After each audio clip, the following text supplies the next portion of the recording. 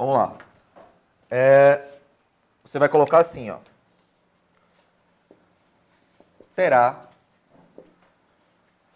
sua eficácia suspensa naquilo que for contrário. Que for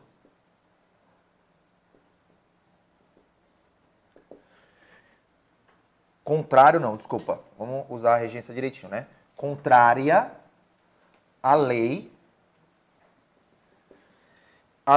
de norma geral da União. De norma geral da União. Eu não sei se vai dar para ver aqui. Tá dando para ver aí, pessoal? Tá dando para ver?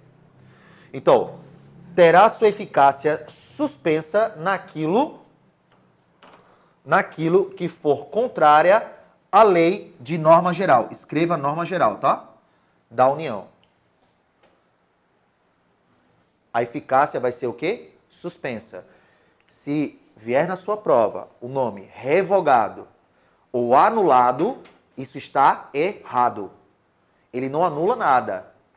Ele não revoga nada. Ele vai suspender apenas o trecho da norma geral editada pelo Estado que for contrário à norma geral editada pela União. Dúvidas até aí? Competência concorrente. Lembrando que, se a União não fala nada, os Estados terão competência legislativa plena. Eu sei que é chato, eu sei que é cabuloso, mas foda-se. Estudem. Isso aí tem que ser lido várias e várias vezes. Tá? Oi?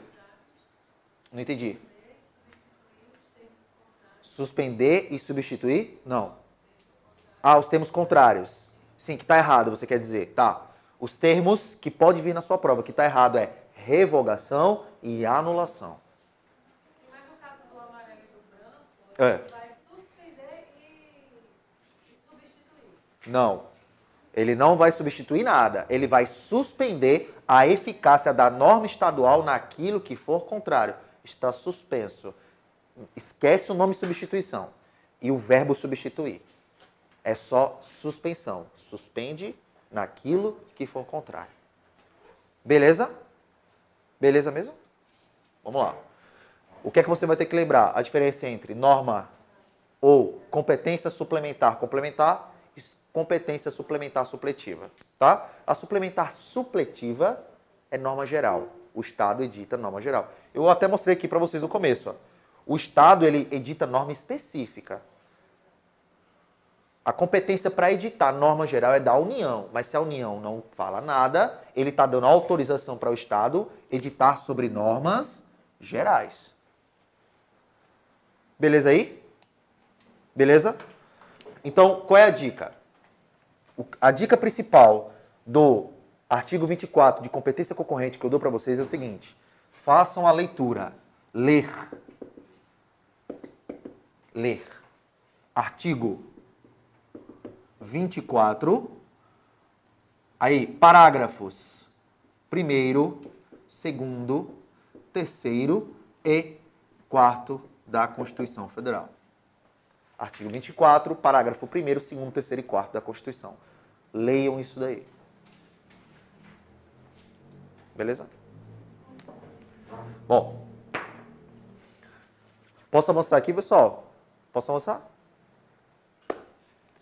Então, competências concorrentes. Como eu falei, tudo que está aí no texto constitucional, a partir do artigo 18, não tem como eu decorar isso também por vocês. E também vai ser uma missão quase impossível de você decorar tudo que está aí. Por quê? Porque você não tem só direito constitucional para estudar. Você tem as outras matérias também. Tá? Só que alguns mnemônicos eles vão ajudar. Como, por exemplo, o PEUFT, que corresponde ao artigo 24, inciso 1. Né? Que são competências concorrentes da União, dos Estados e do DF legislar sobre. O que é esse mnemônico PEUFT? Vamos lá. PEUFT. Existem outros, tá? O PEFUT, tanto faz. Os estados podem legislar concorrentemente sobre penitenciário,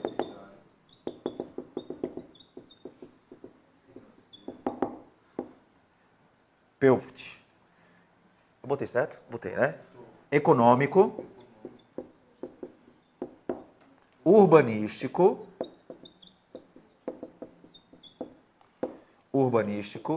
financeiro e tributário. Então, é competência concorrente dos estados, da União e do Distrito Federal legislar, né, concorrentemente sobre direito econômico, urbanístico, financeiro, tributário, penitenciário. Ok? Lembrem-se de que isso aqui é só o inciso 1. Cabe a leitura também do artigo 24. E como eu falei antes, importantíssimo o artigo 24 para a prova. E o que é que você tem que saber com muita clareza? Não pode ir para a prova sem saber disso. O município não tem competência concorrente. O município só tem competência comum. Ok? Beleza aí? Bom, agora a gente vai para o artigo 25, competência dos estados, né? Competência dos estados. Eu vou para esse lado aqui. Aí, velho. Bom, então vamos lá, né? Do artigo 25, saindo do 24 das competências concorrentes dos estados. Também conhecido como competência remanescente ou residual, como o próprio nome diz, é o que sobra, né? Então, não está expresso na Constituição. Isso não está expresso lá. O que vai estar expresso é o parágrafo 2º, texto de lei. Cabe aos estados explorar diretamente ou mediante concessão os serviços de gás, os serviços locais de gás canalizado. Tem um detalhe aqui. Esse local, quando ele se refere a local, ele quer dizer estado, viu? Ele quer dizer estado. Quando ele se refere a local, serviço local, ele quer dizer estado. Por que eu estou falando isso? Porque nós vimos as competências antes, os princípios das competências de cada um, que a União, ela tem competências gerais, os estados regionais e os municípios competência local. Por que eu estou falando isso? Porque o examinador ele vai trocar estado por município. E essa competência para exploração de serviço local de gás canalizado quer dizer que é do estado e nada a ver com o município. Tá? Bom, e ele ainda diz assim, vedada medida provisória, né? Vedada a edição de medida provisória para sua regulamentação. Ou seja, somente o Estado tem essa competência. Esse parágrafo 2º, quando você estiver fazendo a leitura do texto constitucional, anote isso do lado do parágrafo 2º do artigo 25. Isso daqui vai ser uma competência exclusiva dos Estados. Competência exclusiva. Por quê? Porque pertence exclusivamente aos Estados. Beleza? Tranquilo até aí? Vamos lá. Nós temos também, dentro do artigo 25, o parágrafo 3º. Parágrafo 3º. Ele diz assim, que lei complementar, né? Ou lei estadual. Lei complementar. Lei complementar. Ou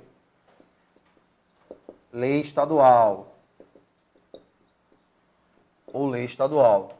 Isso daqui, lei complementar ou lei estadual, pode instituir regiões metropolitanas, aglomerações urbanas e microrregiões, né? Então ele pode instituir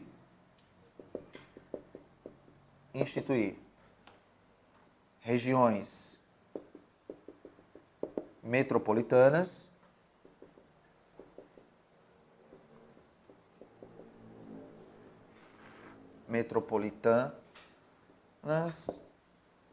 aglomerações e microrregiões. Eu abreviei aqui porque não vai caber, tá? Mas escrevam tudo. Lei complementar estadual Pode instituir regiões metropolitanas, aglomerações ou micro-regiões. Isso é competência dos estados. Por exemplo, aqui em Maceió. Maceió tem mais de 1 milhão de habitantes. Se o estado quiser delimitar uma região metropolitana aqui em Maceió, o estado tem competência para isso, através de lei complementar ou lei estadual. Tá, professor, o que é uma região metropolitana? Que abarca cidades vizinhas, tá? Beleza aí? Posso avançar? A gente vai agora para o artigo 30. Vamos direto para o artigo 30, que são as competências dos municípios para entrar na intervenção federal. Vou repetir aqui. Instituir regiões metropolitanas, aglomerações urbanas ou somente aglomerações e micro-regiões, tá? Essa parte que eu falei para vocês, se você for fazer a leitura no texto, ele diz assim, o artigo 29, veja, posse do prefeito e vice-prefeito no ano subsequente ao ano da eleição. Para a composição das câmaras municipais será observado o limite máximo de, repara, 9 vereadores no municípios até 150 mil habitantes, 11 vereadores nos municípios até 15 mil habitantes, 150 não, desculpa, 15 mil. 13 vereadores até 30 mil, 15 até 50 mil, 17 até 80 mil. Ele vai subindo, sabe quantas alíneas? Ele vai da letra A até a letra X. Isso aqui, vou ser bem honesto para vocês, não vale a pena ler. A última linha, que é X. Municípios de 55 vereadores no município de mais de 8 milhões de habitantes. Você está entendendo? Ele está dando proporcionalmente. É diferente daquele cálculo que nós vimos do artigo 27. Para deputados estaduais, que é mais simples. Bem mais simples. Então, o que é que eu digo? Não leia isso. Essa parte você pode pular. É igual ao artigo 27 da Constituição que eu disse para vocês. Qual é a minha dica de prova? Não leia. Não leia. Aplique a fórmula. 36 mais o número de deputados federais menos 12. Vai ser o número correspondente ao número da casa. Quem não viu isso, veja no YouTube que tem lá a fórmula. O quê? Não. Não. Raríssimo. Nunca caiu. Nunca caiu. Na minha prova, esse bate-papo que eu estou tendo com vocês, na minha prova caiu esse aqui, ó. Esse aqui. Que a competência do município é suplementar a legislação estadual ou federal no que couber. No que couber. Beleza? Eu botei o no que couber, não, né? Cadê? Não, faltou o finalzinho. No que couber, tá? Complementa aí. Eu falei e não botei, ó. No que couber. No que couber. Como eu dizia quando eu era criança, no que cabeu, né?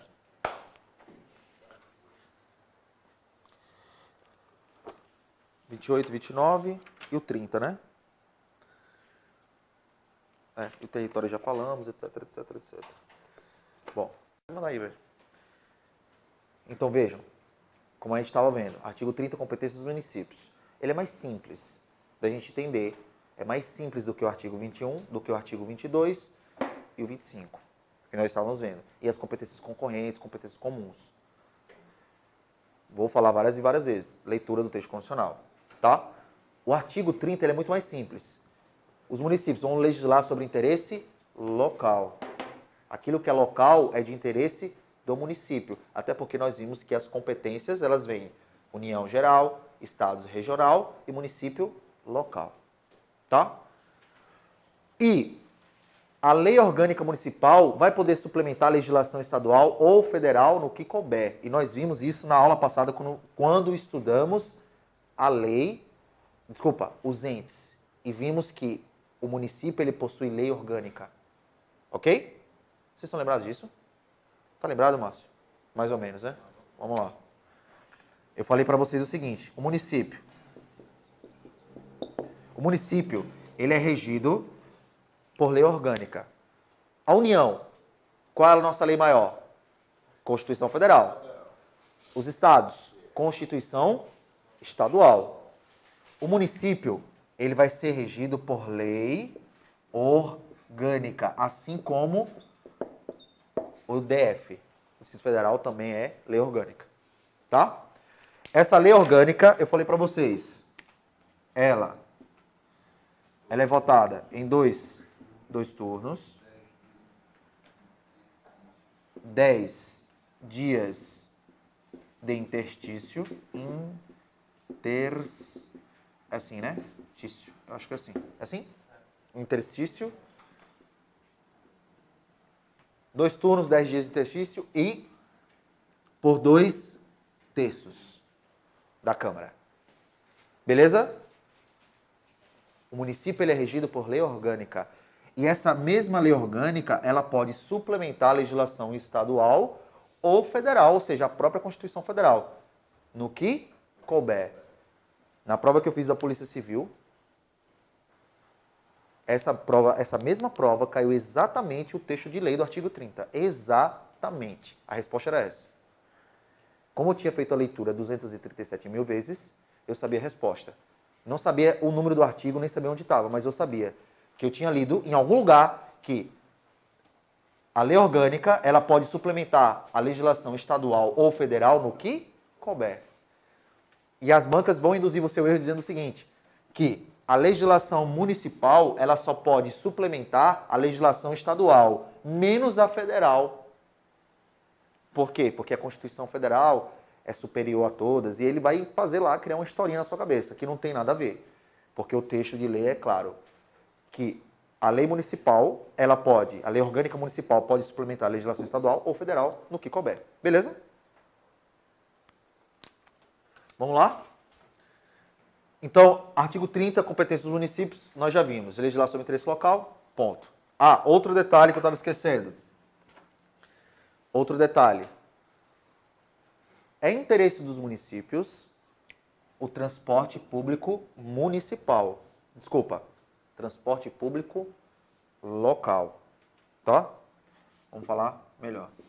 Transporte público. Transporte público, como foi que eu coloquei aqui? É de interesse local, né? Transporte público local. De interesse coletivo. É local. Tá? Se ele for intermunicipal, a competência já é do Estado. E se ele for interestadual ou internacional, a competência é federal. Beleza? Posso avançar aqui? Posso? É, né? Beleza aí? Enquanto vocês estão anotando? Ixi, ela começou agora. Você. Ah, tá de boa? Vamos lá. Para a gente terminar a organização do Estado, intervenção federal, que está, como eu falei, super atual, né? Agora está havendo intervenção federal no Rio de Janeiro. Pela primeira vez na história, esse dispositivo constitucional foi acionado, né? E com base em que ele foi acionado? Primeira coisa que você precisa entender, quais são os princípios que a intervenção federal ela segue? Um deles, importantíssimo, é da não intervenção. A intervenção federal ela só vai ser utilizada e acionada em último caso. E eu vou mostrar para vocês aqui alguns casos, tá? O princípio da taxatividade, ou seja, os casos previstos para intervenção federal, eles são taxativos. Não é um rol exemplificativo, é o que está expresso do artigo 34 ao 36 da Constituição. E temporariedade. A intervenção federal ela tem que ser temporária. Beleza? Quais são as espécies de intervenção? Nós temos a intervenção federal e a estadual. O detalhe principal que você tem que saber é que não existe, não cabe intervenção federal da União em município. Não existe. A intervenção federal ela vai ocorrer da União no Estado federado. Um exemplo clássico de intervenção federal é se houver, por exemplo, a tentativa de um Estado brasileiro de se separar do restante do país. Cabe intervenção federal. Vamos dizer que, sei lá, se juntam aqui as tropas, não sei, sei lá. O governador de Alagoas pira a ideia e resolve separar o Estado de Alagoas do restante do Brasil e virar um país aqui. Cabe intervenção federal aqui? Cabe. Por quê? Porque isso segue a ideia de que nenhum Estado pode se separar. Não tem direito de secessão no Brasil. O princípio da indissolubilidade do pacto federativo ou do vínculo federativo. Beleza? Olha só. Tá, professor, então exemplifica aí, para a gente encerrar, o que está acontecendo no Rio de Janeiro. Olha só, o artigo 34 diz assim: a União não intervirá nos estados, nem no Distrito Federal. Vocês ouviram o nome município aqui? Claro que não. Exceto para, inciso 1, manter a integridade nacional. 2, repelir invasão estrangeira ou de uma unidade da federação em outra. 3, foi esse inciso 3 que o Michel Temer se apoiou, o atual presidente, para decretar a intervenção federal no Rio de Janeiro. Outra, ele não precisou ser provocado. Ele não precisou, desculpa, provocado não é a palavra, ele não precisou solicitação dele. Ou seja, solicitação do governador do Rio de Janeiro em relação a ele. Não precisou. Quer dizer que o governador do Rio, o Pezão, é o Pezão? É. Ele teria que solicitar ao Temer? Nesse caso, não. Por quê? Porque o inciso 3 diz, por termo é finalizar, acabar. Por termo, a grave comprometimento da ordem pública. É exatamente o que está sendo aplicado no Rio de Janeiro. Acabar com a baderna. As tropas no Rio de Janeiro estão lá para isso, para pôr termo a grave comprometimento da ordem pública. Inciso 3 do artigo 34. Beleza aí?